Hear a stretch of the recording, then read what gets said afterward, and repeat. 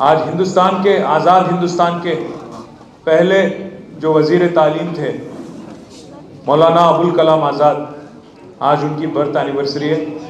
इस मौके पे आज बच्चों को और हमारे पार्टी के माइनॉरिटी लीडरों में कुछ खास लीडरों को बुला के ये जलसा आज हम लोग यहाँ पे तेलंगाना भवन में केसीआर साहब के डायरेक्शन पे हम लोग कर रहे हैं।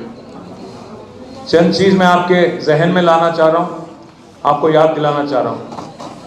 जिस दिन तेलंगाना बनी थी 2014 2 जून को, काफ़ी सारे अफवाहें, काफ़ी सारी शंकाएं थे आपके मन में, क्योंकि हमारे जो दुश्मन जो तेलंगाना बनने के खिलाफ थे, मुखालिफत कर रहे थे, सबकी कान भर के बहुत कोशिश कर रहे थे कि हिंदू और मुसलमान भाइयों के बीच में, मेजॉरिटी और माइनॉरिटी भाइयों के बीच में, बहनों के बीच में एक दरार खड़ा करने की कोशिश, दरार क्रिएट करने की कोशिश बहुत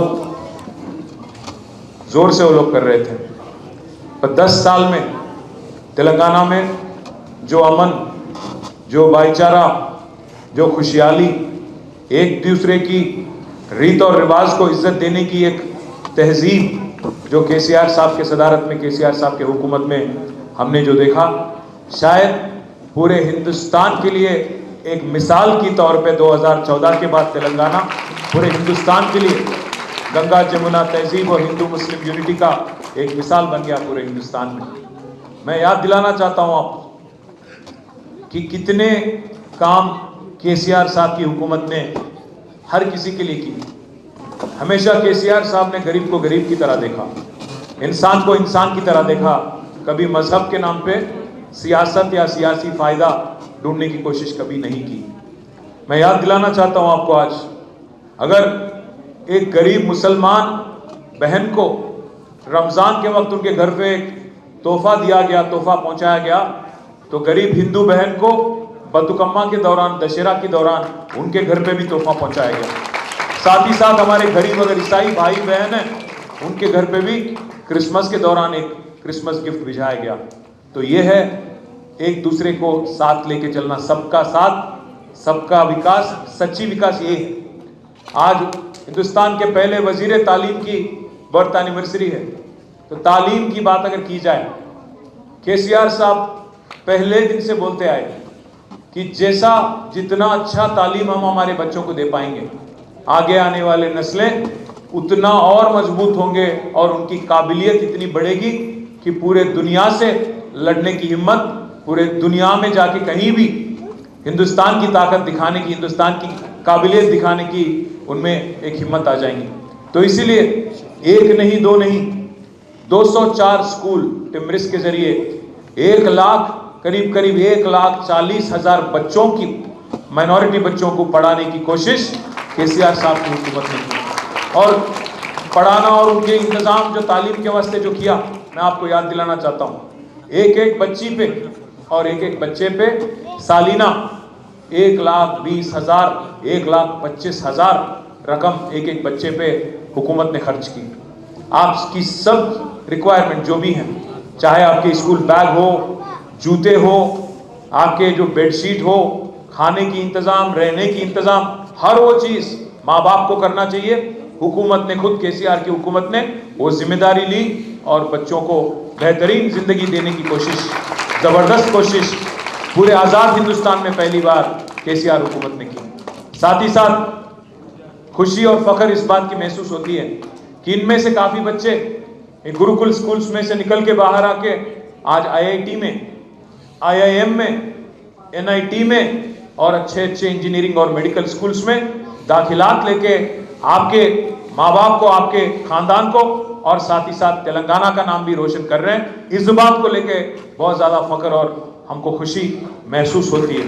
मैं एक और बात भी आपको याद दिलाना चाहता हूँ, जो बच्चे यहाँ पे पढ़ रहे हैं उनके वास्ते 204 स्कूल और साथ ही साथ उनको अपग्रेड करके 204 रेसिडेंशियल कॉलेजेस को भी केसीआर साहब की हुकूमत ने ही बनवाया आपके लिए।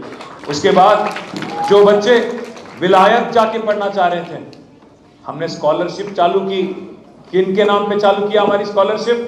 मौलाना अबुल कलाम आज़ाद साहब के नाम पे स्कॉलरशिप 20 लाख रकम देके एक एक बच्चे को, एक एक बच्ची को आज तक 2751 स्टूडेंट्स, 2751 स्टूडेंट माइनॉरिटी कम्युनिटी के, इतने सारे बच्चों को 20-20 लाख रुपया देके कुल मिला के 438 करोड़ रकम आज माइनॉरिटी बच्चों के वास्ते, आज हमारे बच्चों के वास्ते केसीआर हुकूमत ने खर्च किया।